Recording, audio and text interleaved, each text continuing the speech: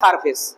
So if I think that any surface, suppose this wall, whatever be the charge inside this room, it is not mentioned. But if I say this surface, this total surface has equal potential, then we can say this is an equipotential surface.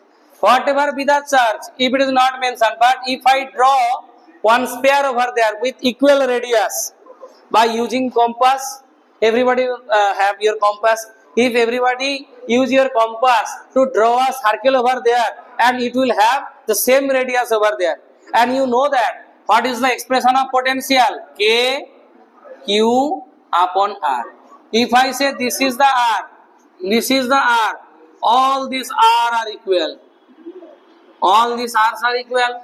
So the surface made by,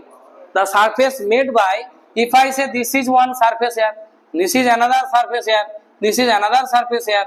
So this all surface having the same potential.